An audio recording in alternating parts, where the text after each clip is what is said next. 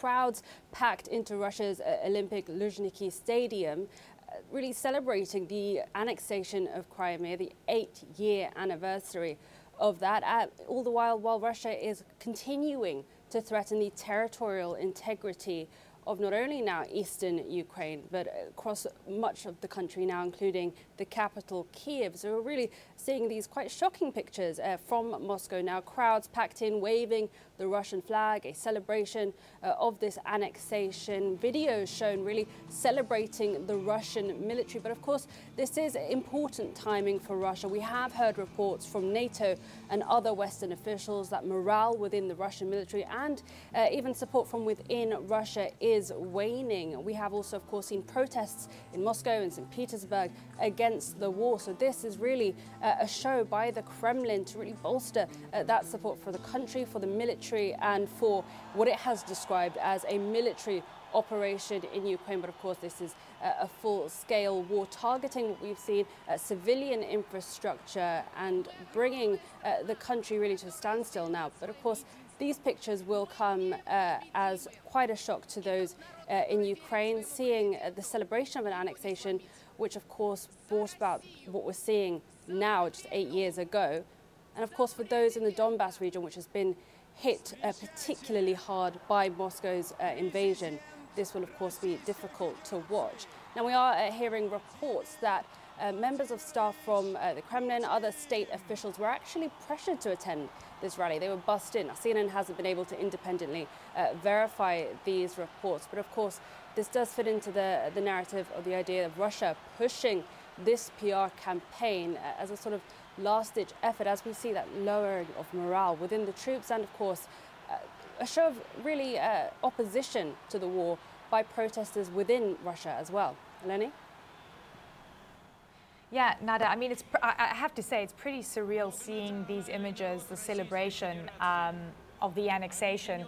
And this has been part of, the sort of Russian propaganda machine in terms of justifying its invasion into Ukraine. And we know that they've been calling it a special military operation. They continue to do that on the public stage. And there you have it. That is President Vladimir Putin. He's speaking right now at this rally. Let's listen in. I don't think we have translation, but let's just listen into this.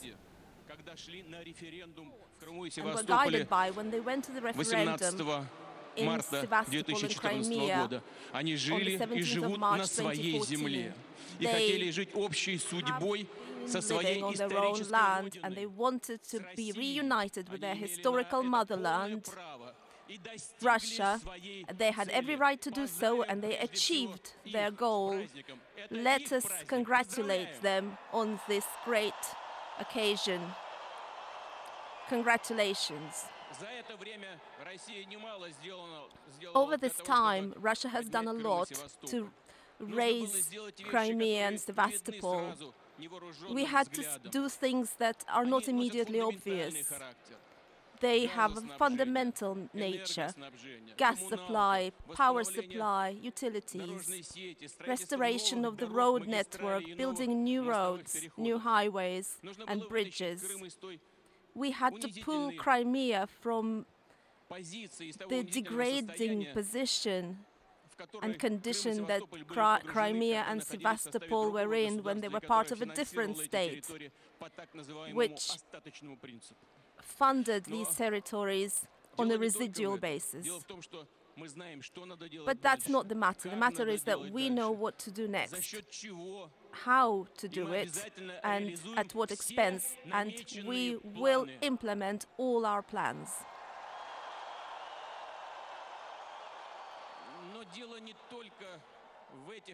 But it isn't merely a matter of these decisions.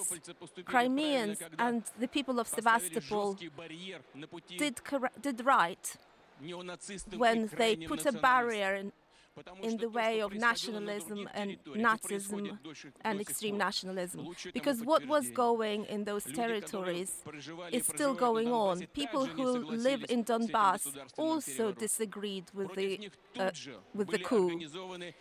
And immediately, punitive operations were carried out against them, and more than one.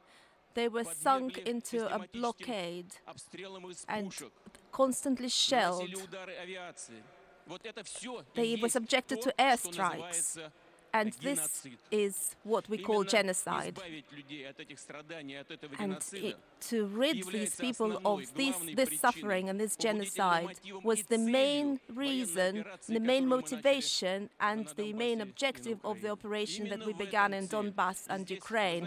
This was the objective. And this is when I think of the Bible. There is no greater love than if somebody gave their soul for their friends.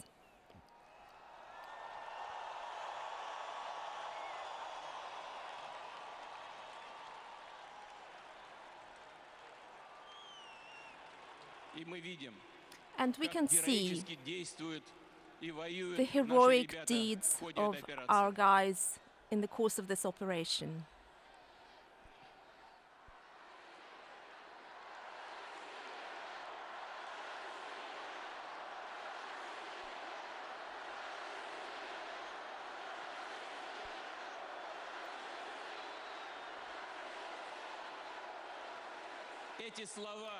These words from the Holy Scripture of Christianity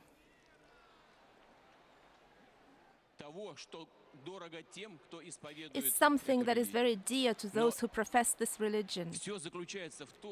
But everything is down to the fact that this universal value for all the peoples and all the confessions of Russia, and for our own people above all for our own people.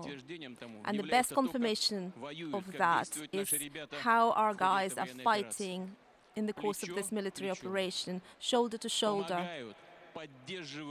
helping and supporting each other. And if the need comes, they will shield each other in the battlefield from the bullets as brothers. We have not had such unity for a long time.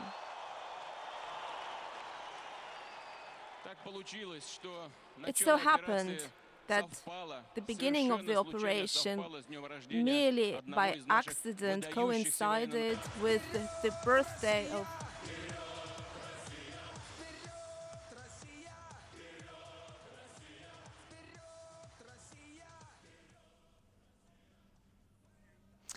All right, you are seeing live pictures from Moscow. We just heard from President Vladimir Putin on the 8-year celebrations of the annexation of Crimea today, 18th of March. And I still have Nada Bashir with me. Nada, I want to just repeat some of what President Putin said, that Crimea is reunited with the historical motherland, and let us congratulate them. And he says, we know what to do next, and we will implement all our plans. He's basically reiterated, and he's also justified what their next moves are. And he, again, spinning the line of Nazism, and that he's there to save Ukrainians. Yeah, Eleni, you heard there, he's celebrating the annexation of Crimea, likening that now to this special military operation, as he's described it, in Ukraine. As he said, trying to rid the Donbass region of what he's described as Nazism, fascism, of genocide. Now, of course, this is completely false. This has been proven, this has been verified not only by CNN and other outlets, but also by NATO and other human rights organizations. We know now that President Putin, the Kremlin, and the Russian forces are targeting civilian infrastructure in Ukraine, threatening the territorial integrity of the country. But let me just go back to a few of the things he said. He was praising Russia's infrastructural support for the Crimean region, for the development there. He talked about, the heroic deeds of the Russian forces, and that, of course, is important, as we have heard reports from NATO, from the US and other Western officials, that morale is certainly waning amongst Russian troops. We have, in our own investigations in CNN, revealed that several Russian troops weren't even aware that they were heading into Ukraine and truly believed that they were taking part in military exercises. There have been some anecdotal reports of even troops abandoning their tanks and weapons that have broken, faced with huge logistical challenges, according to NATO and other Western officials. But clearly, Putin there driving home that message, trying to reunify the country. And he did say that Russia hasn't had this level of unity in such a long time. But that is difficult, really, to believe, given the fact that we have seen really outstanding protests in both Moscow and St. Petersburg and other parts of Russia, a really severe crackdown